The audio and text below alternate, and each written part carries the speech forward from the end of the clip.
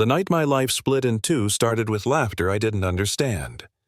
I was standing behind the counter at a small roadside diner, apron stained with coffee, feet aching like I'd walked miles instead of just circles, when a group of well-dressed customers snapped their fingers at me like I was background noise.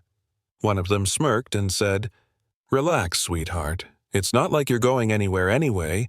Everyone laughed. I smiled too, because that's what you do when you're invisible and you need the job. What I didn't know was that less than an hour later, someone would walk in who saw everything, and nothing would ever be the same again. My name is Lila Moore. Back then, I was 26, living in a rented room with peeling paint and a mattress that creaked every time I breathed too hard. I worked double shifts at a place called Riverbend Grill, the kind of restaurant where the lights buzz softly and the menu hasn't changed in 10 years. People like me didn't get noticed there unless we messed up. And believe me, my manager Denise made sure I knew that every single day. She loved reminding me I was replaceable, loved correcting me loudly in front of customers, loved that little power she had. You know the type. Smiles at the owner, claws out for everyone else. After my shift, I usually packed leftovers into a container and walked a few blocks to an abandoned bus stop near the river. That's where Mr. Harold stayed. He was old, thin, always wrapped in the same gray coat no matter the weather. He never asked for anything, never complained, just said thank you like it meant something. I didn't tell anyone about him, not because it was a secret, but because no one cared. I gave him food because I could, even when my wallet was light and my stomach wasn't full. It felt right. Simple as that. One rainy evening, I was running late. Denise had kept me after closing just to nitpick inventory, and by the time I reached the bus stop, my shoes were soaked. I found Mr. Harold sitting there shivering, staring at the river like it might answer him if he looked long enough. I handed him the food and joked about how bad the rain was. He smiled and said, "You always show up when it matters." I laughed it off. I didn't realize how true that was. 3 days later, a black sedan pulled up outside Riverbend Grill in the middle of lunch rush. People noticed immediately. You could feel it, that shift in the air when money walks in. A tall man stepped out calm, composed, wearing a simple coat that probably cost more than my rent. He didn't rush, didn't look around in awe. He walked in like he already belonged. Denise straightened up so fast I thought she'd hurt herself. The man sat in my section. Denise tried to intercept, but he asked for me specifically. That alone made my heart race. I brought him water, hands shaking, expecting a complaint, maybe worse. Instead, he looked at me for a long moment and said, "You're Lila, right?" My stomach dropped. I nodded. He introduced himself as Daniel Price. Then he said, "You've been feeding my father." I swear the room tilted. My brain scrambled for words. His father, Mr. Harold. The man explained quietly that his father suffered from episodes of severe memory loss. When they hit, he wandered, forgot who he was, where he lived, even his own son. They'd been searching for him for weeks. Someone at the hospital mentioned a young woman who brought food to an old man by the river. That trail led to me. I expected anger, accusations, questions. Instead, Daniel said thank you. Just like that. Simple. Sincere. Denise hovered nearby, pretending to wipe tables, clearly dying to know what was happening. Then Daniel asked me where I worked. I told him, voice barely steady. He glanced around and nodded slowly. "I own this place," he said. I thought he was joking. He wasn't. He stood up, turned to the room, and announced that effective immediately, I was the new operations supervisor.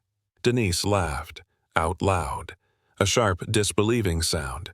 "That's not funny," she said. Daniel looked at her calmly and replied, "I'm not joking. You'll report to her." The silence that followed was thick enough to choke on. I didn't feel victorious. I felt terrified. Denise's eyes burned into me. I could already see the war forming there. Daniel leaned close and whispered, "Be strong. You earned this. Earned it." No one had ever said that to me before. The next few weeks were brutal. Staff watched me like I was a mistake waiting to be corrected. Denise smiled a lot, asked questions, offered help she didn't mean.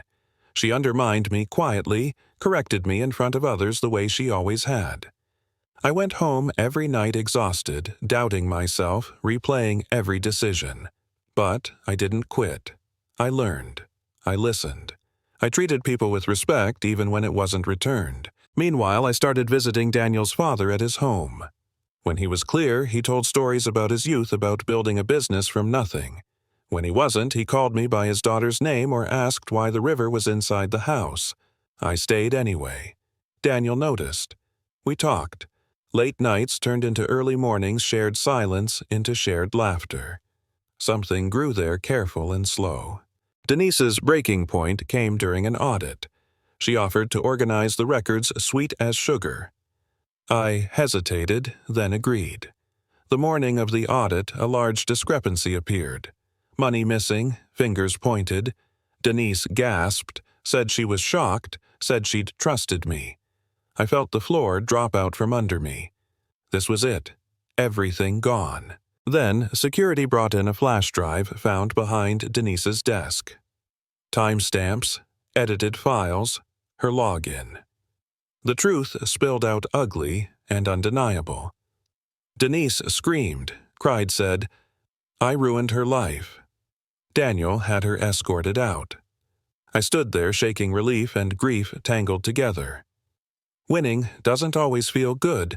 Sometimes it just feels heavy. Months passed. The restaurant thrived. People smiled more. So did I. One evening, Daniel asked me to walk with him by the river. He stopped, looked nervous for the first time since I'd met him, and said, "You changed everything. For my father. For me." He asked me to marry him right there. City lights reflecting on the water. I said yes, through tears and laughter. Years later, after the wedding, after our daughter was born, Daniel's father held her in his arms and asked who she was. The old fear returned. I told him gently. He smiled and said, "She feels like love," and that was enough. Today, I still think about that night at the diner, about the laughter, about being told I wasn't going anywhere. Life has a strange way of answering cruelty with quiet justice. So let me ask you this. Do you believe kindness should be rewarded, or is it supposed to be its own reward? Have you ever seen someone underestimated rise higher than anyone expected? Tell me what you think, share your story, and if this made you feel something, don't keep it to yourself. Comment, like, and subscribe because stories like this only matter if we keep telling them.